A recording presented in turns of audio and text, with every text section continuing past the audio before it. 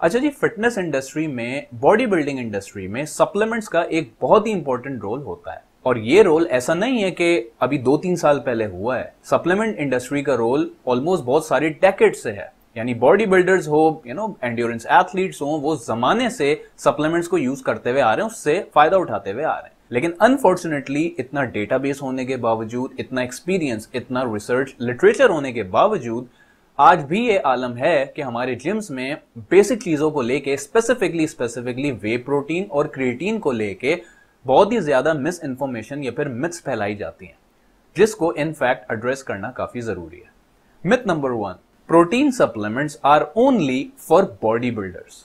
पहली चीज तो, और ये चीज इनफैक्ट मैं बहुत सारे जो माँ बाप है, पेरेंट्स हैं, उनसे एड्रेस करना चाहूंगा।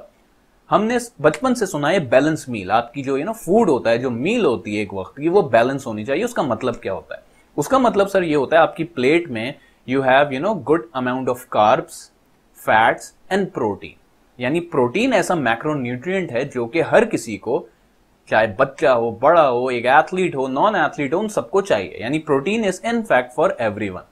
अब सर मसला ये है कि अगर हमारी खुराकों में, हमारी डाइट में प्रोटीन की क्वांटिटी जो हम खाते हैं, अगर वो एडिक्वेट है, इन दैट केस आपको सप्लीमेंट्स नहीं चाहिए, फिर चाहे वो एथलीट हो या फिर नॉन एथलीट हो।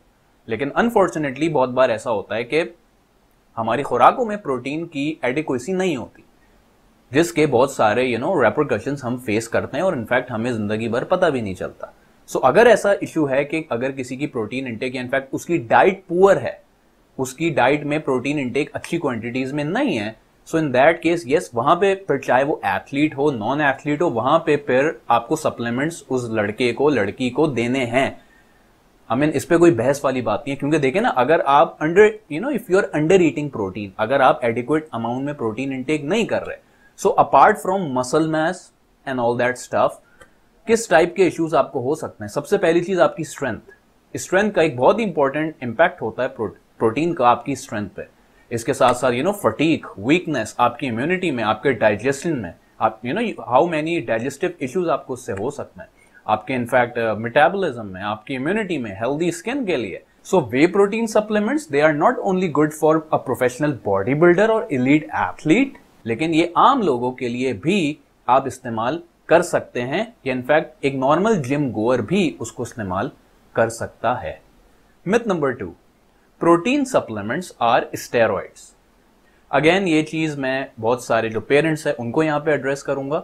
अगर आपको लगता है कि आपका बच्चा अगर आपसे वे प्रोटीन की डिमांड कर रहा है, तो सर और मैडम, पहली चीज, क्या आपने अपने बच्चों को बचपन में दूध दिया है, जस्ट लाइक काउ मिल्क? अगर दिया है तो सर उसके अंदर वैसे भी वे होता है। ऑफ कोर्स इतनी क्वांटिटी में नहीं होता, 15 to 20% होता है, but at the end of the day way is in fact driven from milk.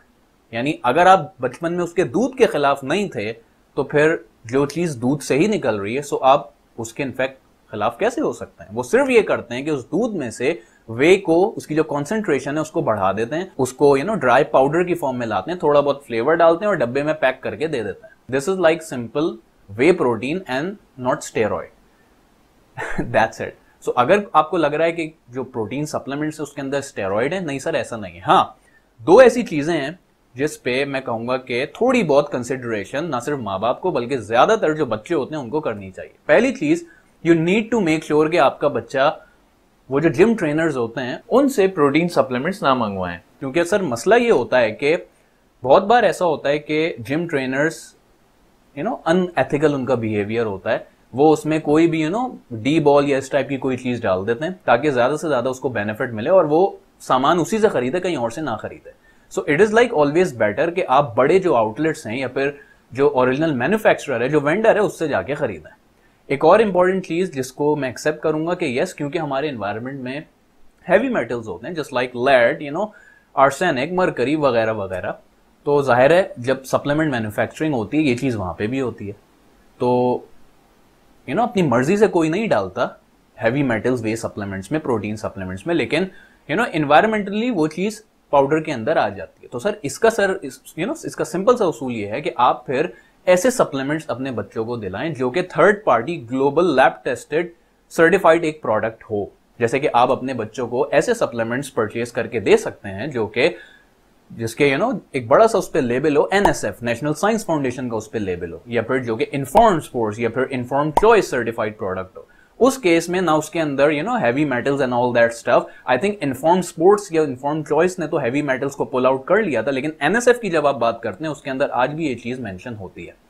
सो जब आप सर्टिफाइड प्रोडक्ट्स उनको देंगे तो ना सिर्फ इस टाइप के हैवी मेटल्स, बल्कि उसके अंदर कोई स्टेरॉइड्स तो नहीं, एनाबॉलिक एंड्रोजेंस तो उसके अंदर नहीं है, वो चीज भी वहां पे टेस्टेड होती है। So at the end of the day क्या प्रोटीन सप्लीमेंट स्टेरॉइड्स होते हैं? So the answer is of course no. Myth number 3, 1 scoop of protein per day as standard dosing recommendation.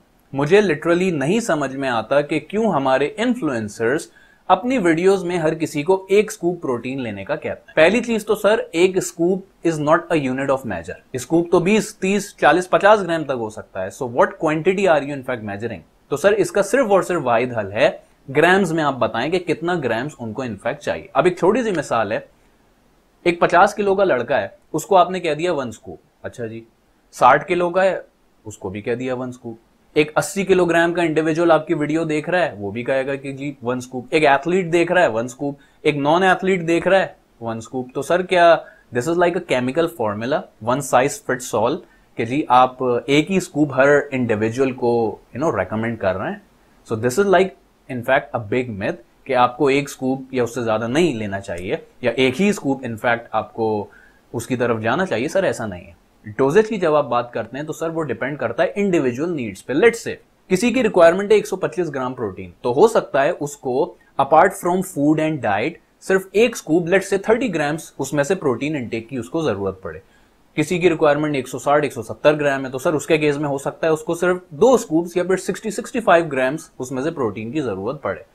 क्योंकि देखें ना, अगर आप एक प्रोटीन सप्लीमेंट खरीद रहे हैं, लेकिन eight the end of the day अगर आप उसको सिर्फ 1 स्कूप रेकमेंड कर रहे हैं, again eight the end of the day he is not on positive nitrogen balance, या फिर उसकी जो प्रोटीन एडिक्वेसी थी वो नहीं अचीव हो पाई, तो सर फिर इतने महंगे प्रोटीन सप्लीमेंट लेने का क्या फायदा? आप सिर्फ प्रॉक्सी लगाने के लिए थोड़ी उसको प्रोटीन सप्लीमेंट रेकमेंड करोगे। Myth number 4, way isolate is better than way protein concentrate.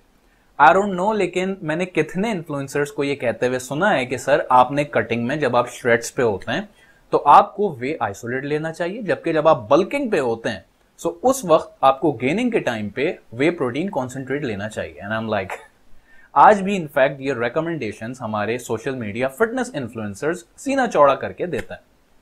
तो सर पहली चीज तो इन दोनों में जो डिफरेंस है वो किस चीज का है? सिर्फ और सिर्फ लैक्टोज का। सो अगर आप लैक्टोज इंटॉलरेंट हैं, इन दैट केस आप वे आइसोलेट पे जा सकते हैं। If you are not lactose intolerant, अगर आपके अंदर लैक्टोज की इंटॉलरेंस नहीं है, you are like good to go, आप उसको अच्छी तरीके से टॉलरेट कर लेते हैं, in that case whey concentrate serves the best. Myth number 5, even protein shakes are really bad. Like, can you elaborate? It takes 3 years to digest 1 scoop of protein shake, by the way. It stays in your body. if you find this video helpful, make sure you let me know by leaving a comment and a thumbs up below. See you guys.